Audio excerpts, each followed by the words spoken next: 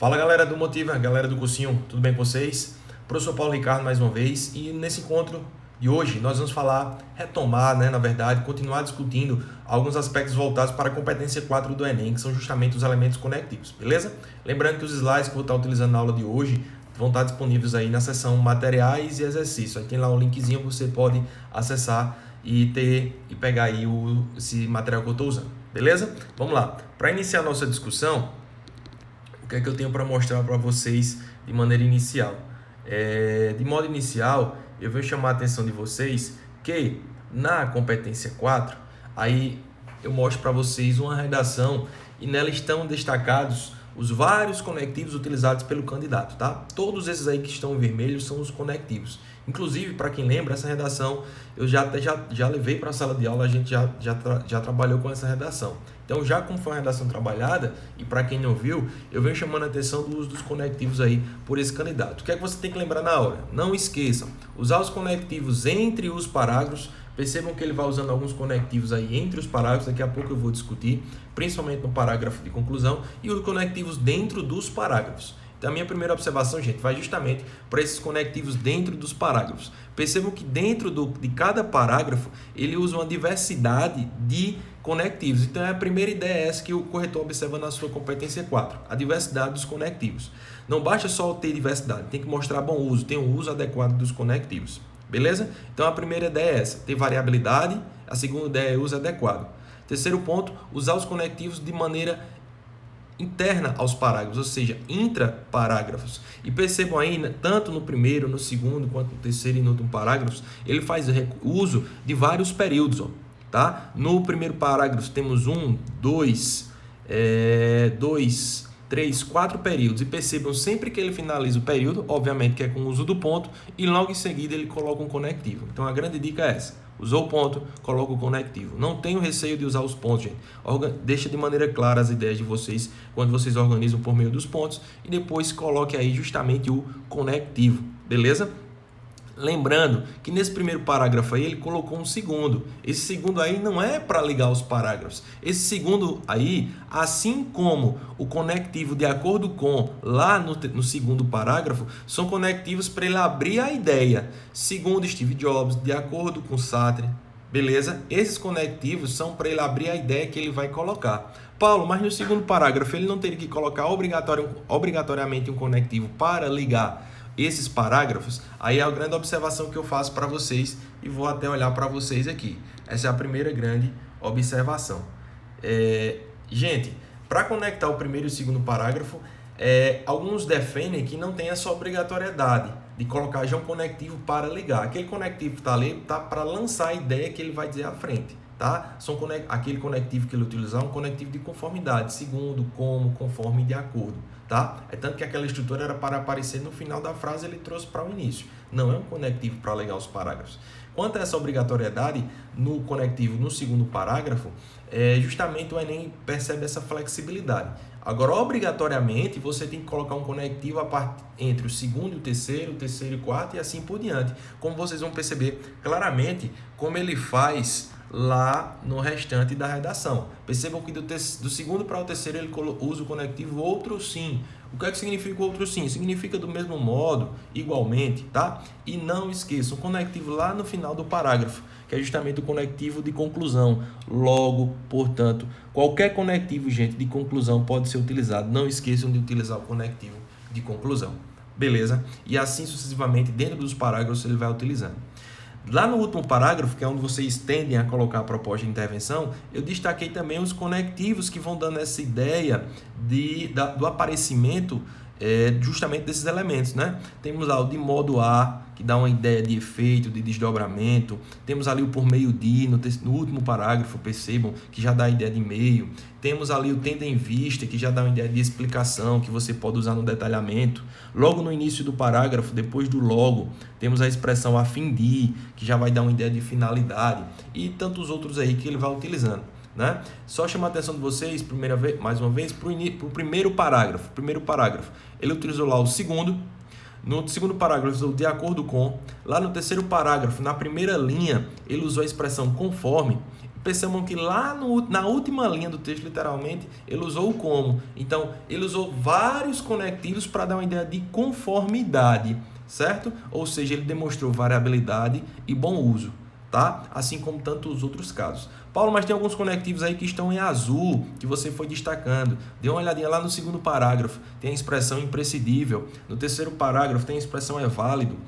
No terceiro parágrafo ainda tem expressões como contestável. Desculpa, esse insumo aí não era para estar em azul, era para estar em vermelho, para dar uma ideia de conclusão, de recapitulamento. Aí o azul é apenas esse aí, são necessárias. Aí o que é que tem em comum? Imprescindível, é válido, contestável e são necessárias. São expressões que a gente chama de expressões modalizadoras, são expressões que reforçam um ponto de vista, são expressões que reforçam uma opinião, são expressões que reforçam essa ideia de comentário, tá? E percebam, principalmente no segundo e no terceiro parágrafo, ao final dos parágrafos ele usa com maior frequência, faz-se imprescindível, torna-se contestável e são necessárias, que é justamente depois que ele faz a exposição, ele vem com um tom de opinião, ele vem com um tom de comentário. Por isso que é muito importante, gente, no decorrer do texto, vocês virem trazendo esses modalizadores, que também são conectivos, que também são presentes e são, de certa forma, observados na competência 4. Esses que estão em azul aí, com exceção do em suma, que eu acabei destacando errado, peço desculpa a vocês, com exceção do em suma, todos esses outros que estão em azul, eles são conectivos, justamente que nós chamamos de modalizadores, e como eu disse, para reforçar um ponto de vista. Beleza, galera? Tranquilo?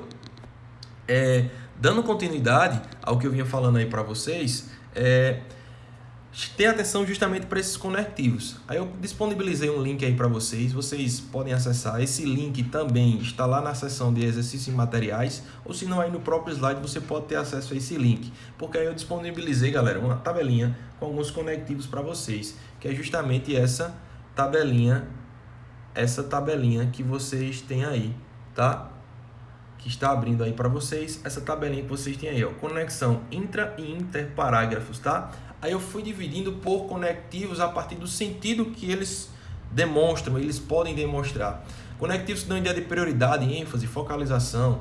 Conectivos que dão ideia de organização, modalização, soma, oposição, conclusão, síntese, causa e por aí vai, tá? Aí eu quero chamar a atenção de vocês para algumas coisas. A primeira questão é, logo nessa parte do prioridade e também lá na parte de organização, tem dois conectivos que se repetem, que é o primeiro e o primeiramente. Tá? Aí eu venho chamar a atenção de vocês para uma coisa. Cadê? Venho chamar a atenção de vocês para uma coisa.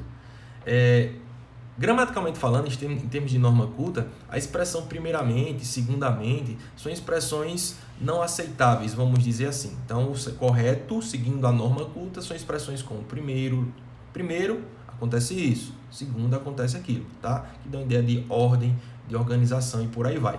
No entanto, considerando que a língua é fluida, vocês são alunos que estão concluindo a etapa que se é considerada como nível médio, ensino médio, então tem muitos usos da língua que, vamos dizer assim, que são aceitáveis para esse contexto. Então, você usar a expressão primeiramente e até mesmo a expressão segundamente, óbvio, Paulo, quer dizer que eu posso usar a expressão terceiramente? Lógico que se você comparar terceiramente com primeiramente e segundamente, o terceiramente é uma expressão que praticamente ninguém usa ou nunca foi usada, eu nunca vi pelo menos no texto. Então, o que é que o Enem começa a perceber?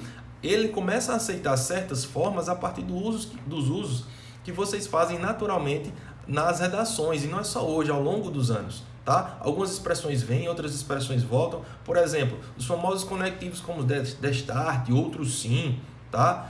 São conectivos que estão voltando, entre aspas, à moda, então acabam sendo aceitáveis. E quando eu digo voltando à moda, o outro sim, o destart não estão errados. Só que considerando um contexto mais de formalidade, vamos dizer assim, eles são conectivos mais formais, tá? Não são conectivos necessariamente típicos de alunos que estão na fase do ensino médio, tá? Não está errado, pode usar sim, tá? É tanto que vocês vão acabando utilizando outros conectivos que vão voltando a ser usados, por isso que o Enem acaba de certa forma considerando. Agora, óbvio, tem conectivos realmente que é o que a gente chama de arcaísmo, tem conectivos que não estão sendo usados mais de maneira nenhuma. Então, às vezes, por alguma leitura que você fez, um aluno utilizou, não sei aonde você leu, achou interessante e quer usar. Então, cuidado também com essas expressões arcaicas. Não são todas que são aceitáveis, beleza? Voltando à ideia do primeiro ou primeiramente, pode usar tranquilamente, não há problema. E eu faço a observação, lembrando que, em termos de norma culta,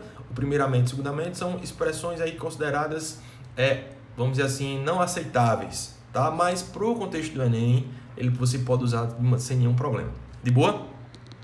Assim como primeiramente, outros conectivos, vocês aí vão ter aí como observar. Aí eu chamo a atenção de vocês aí, gente, já para esse terceiro ponto. Lembra que eu falei lá naquela redação, quando o aluno usa os conectivos de modalização, que reforçam um ponto de vista?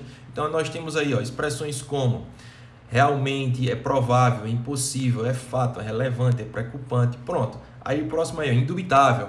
É uma expressão que vocês vêm usando com muita frequência, que não era tão usada em contextos de redação do Enem, que é a mesma coisa de incontestável.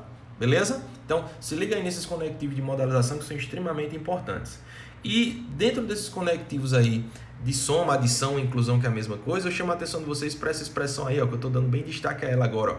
A expressão não só e mais também. Quando aparecer a expressão mas também, lembra, é uma expressão que dá a ideia de inclusão, adição ou soma. O mais aí ele não tem sentido de oposição, ele é o sentido de soma. Por quê, Paulo? Porque percebam anteriormente tem uma expressão não só. Aí eu venho chamar a atenção de vocês para cá. Olha para mim, por favor. Quando eu digo a expressão, vocês não só estudam, mas também, como também trabalham. Ou seja, eu tenho a ideia de acrescentar alguma coisa, de incluir, de adicionar. Beleza? Então, muito cuidado até nas questões objetivas. Às vezes ele destaca lá só o mais e você não percebe o contexto. Então, o mais aí, quando ele aparece precedido da expressão não só, não apenas, não somente, obrigatoriamente as duas expressões têm que aparecer. É o que a gente chama de expressões correlatas.